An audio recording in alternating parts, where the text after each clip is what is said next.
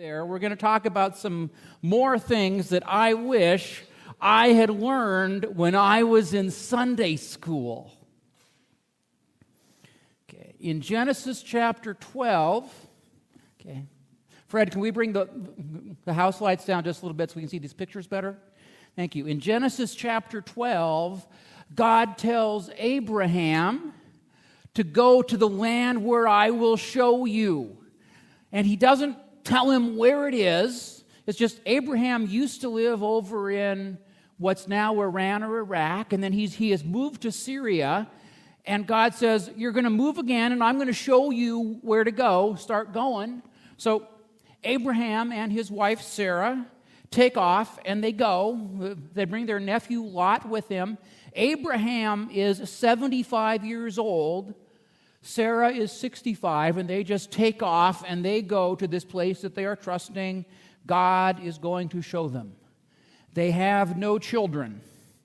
Eventually, they get to what is now Israel,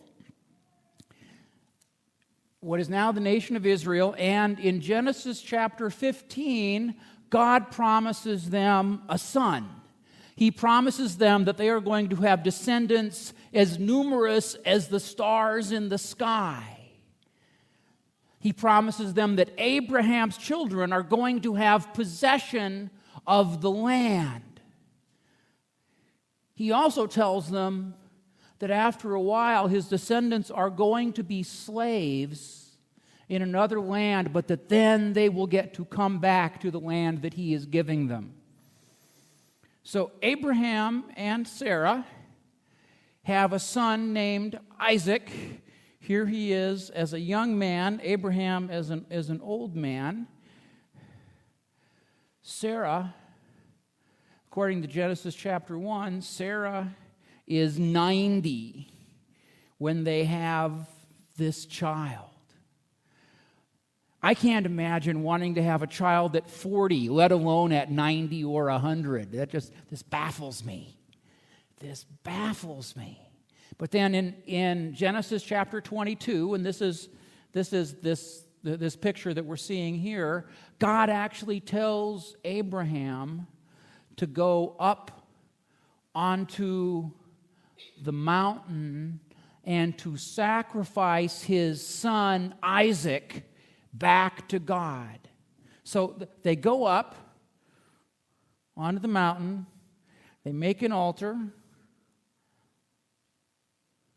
Abraham actually prepares to lay his son out on the altar and offer him as a sacrifice back to God. Now, if you read that story carefully, and we'll do that some other time, if you read that story carefully, it is actually a prediction of the crucifixion of Jesus Christ on Good Friday, plus or minus 2,000 years later. So there's Abraham and Isaac. Isaac is this young man who was born when Abraham and Sarah were old, and God tested Abraham's faith in the promise by seeing if Abraham was actually willing to give up this son. And then Isaac has two sons. Can we see this? Isaac has two sons. Anybody know who Isaac's sons are? Esau and Jacob, thank you. And here we have a picture, a cartoon picture of Isaac as an old man blessing his son Jacob. Jacob is also named Israel. That's where the name of the nation of Israel comes from. Here, Jacob is getting the blessing that was intended for his brother Esau, fooling Isaac into blessing him instead. And then Jacob has 12 sons, including, who's this? Joseph. Yes, this is Joseph wearing a tremendous multicolored coat. Joseph is Jacob's favorite son, and he gets this multicolored coat, among other favored treatments. But he ends up in Egypt, first as a slave, and then eventually he becomes the number 2 guy. He's number 2 to Pharaoh. And in a time of famine, he not only comes up with a plan to save the nation of Egypt, he's also able to rescue his family so that they can later return to Israel. After having become slaves in Egypt, later they can return to Israel, carrying out the promise that God made to Abraham back earlier in Genesis. So here we have, who's this? This is Moses, and what's he doing? He's parting the Red Sea. Yes, here's Moses parting the Red Sea. The people had to become slaves in Egypt. He leads them out of slavery, leads them through the Red Sea to escape from the Egyptians.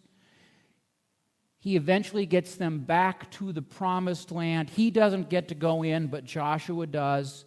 And he eventually gets them back to the promised land after 40 years of wandering around in the desert because they wouldn't stop and ask for directions. That's not really why. Okay, just checking if anybody was paying attention. That's not really why. So then, in about 587 BC, Jerusalem and the temple get destroyed by the Babylonians.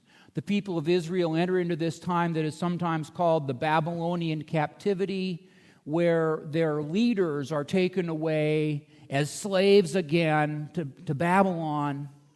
But they get freed in about 537, about 50 years later,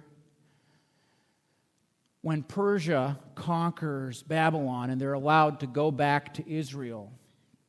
And then by about 430 BC, they have rebuilt the temple, they have rebuilt Jerusalem and its walls so that they're safe again, but they know that things aren't right.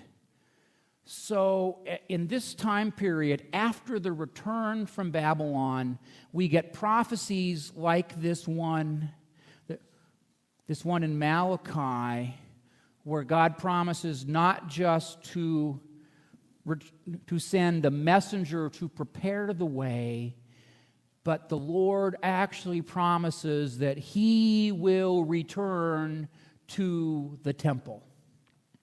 We get those kinds of prophecies in that time after the return from captivity, because the people just know it's not really right yet. And even though they're back in the land, they're waiting for something right to happen. They're waiting for God to put things right again.